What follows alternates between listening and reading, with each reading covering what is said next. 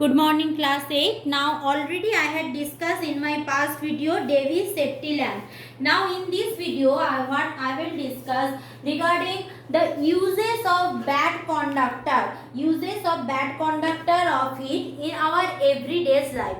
It is also I am explaining from book. It is given that handles of cooking utensils are generally made up of covered with bad conductors such as wood, cane, bakelite, etc. Why? Because I am just recalling you, if I am going for the discussion of that cooking utensil, now we can see that handles of cooking utensils generally look black.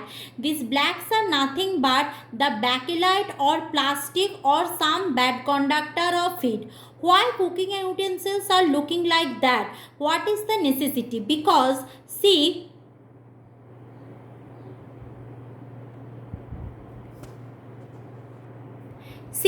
when we are placing some utensil on the stove burner, so what is happening? If you are placing a utensil on the stove, suppose this is your saucepan, this you are placing on the stove. So what will happen? First, the anything what is inside the utensil, that will boil fast. Now when it is boiled, now after that the heat will transfer to the outside of the container, and after that to the handle of the container. Now if this handle is not covered properly, so what will happen? That huge heat also transferred to your hand, so this will burn you. So that's why cooking utensil always, the handle of the cooking utensil always covered with what? Black color substance. This substance might be sometime plastic, sometime woods, sometime bakelite, or means any bad conductor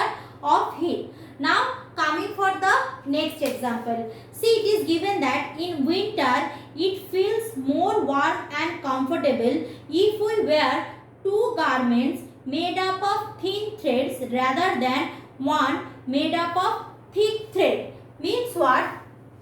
If in winter, what is happening actually? Let's explain that fast. Suppose in winter, instead of wearing a sweater, I am wearing two salwar kameez one after another. So you can see that instead of wearing sweater, if I wear two salwar kameez, obviously full sleeve, one after another, I will feel very comfortable and very warm. Why does this happen? Because sweater is more comfortable, I know, but the problem is that when I am wearing sweater, okay, that is comfortable for winter, but suppose I can't afford sweater, so instead of wearing a sweater, I can wear 2-3 clothes one after another. So what is happening? We know when I am wearing the clothes, now one after another clothes. Now in between two clothes there is what? Air. Now we know air is the bad conductor of heat. Now if I wear only one sweater, means only one layers of air. Now instead of a single sweater, if I wear 2-3 salwar kameez one after another, so what is happening? 2-3 layers of air means more protection, more warmer. Clear? So that's why it is written that in winters it feels more warm and comfortable if we wear two garments made up of thin thread instead of one garment which is made up of thick threads. So next one is woolen coats are more comfortable in winter. We know if I wear a woolen cloth in summer, I will get perspirate so heavily, even I can't wear it. But instead of summer, if I can wear it in winter, it will very comfortable. Why? Because that cotton what we are wearing in summer is a good conductor of it, means which have very various pores, means which is porous. Porous means so many small holes are there, so our body heat can easily bypass through that cotton hole. But in winter I don't need porous clothes, I need a thick compact cloth, just like wool. Wool is very compact, so our body heat is trapped within our body, so I will feel very warmer. Now coming for the next one. Ice blocks are covered with sawdust. Sawdust means you know that brown color substance, or I can say that wooden dust. Wooden dust bichali छोटे small that is called the sawdust. So sawdust or that wooden dust, ice blocks always covered with sawdust, because if you are not covering that ice with that sawdust, then what is happening, that ice will get the outside heat very easily and it will melt very soon. That's why ice always covered with sawdust. I am showing you how does it looks. See here, the brown color substance are the sawdust and that white substance is the ice, which is covered by the sawdust to protect it from the.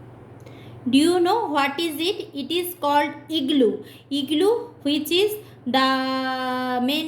which is one kind of house generally in snow region or Arctic region, where we are having heavy snowfall or very much cold outside. There we are making our house, but instead of brick we are using ice brick. So this kind of house is called igloo. You can see that igloo is made up of what? Ice.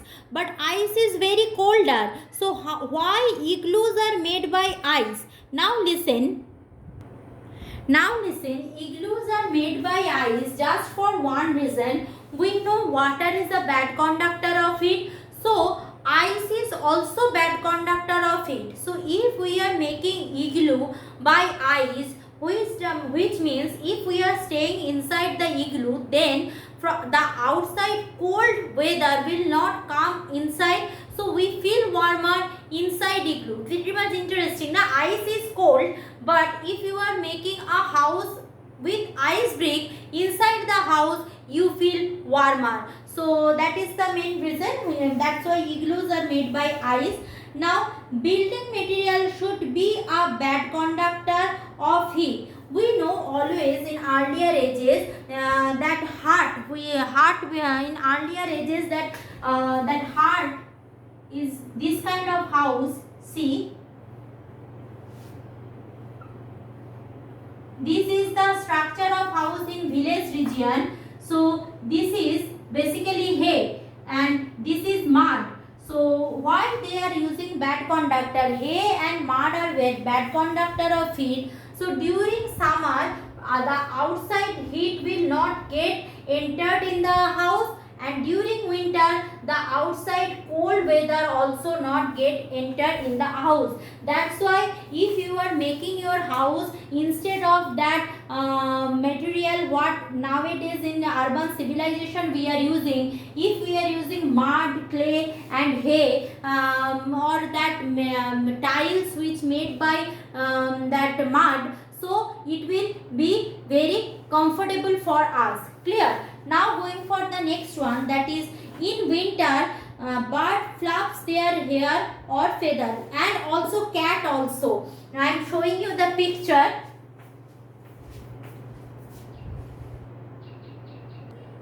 As you can see, this is a fluffy bird. The structure of the bird is not like that. She is very thin. But during winter or during rainy season, when he or she feels very cold, they intentionally fluff their feather like this. What is the reason? Now if they fluff their feather, so inside the feather what is happening? The air is trapped. So air is a bad conductor of heat. If air is trapped within the feather, so what is happening? Air is trapped within the feather. So what is happening? You can easily trap your own body heat. You can easily trap your own body heat. That's why bird fluff their hair during winter or rainy season when he or she feels very cold, to protect them from the cold, because they don't have any quilt to protect them. I am showing you another interesting picture. You have seen this one because in our locality there are very cat too we can see very easily. Cat generally during winter season and that during that rainy season they flap their hair and they look like just a snowball. I'm showing you that picture also. See, this is the picture of the same cat.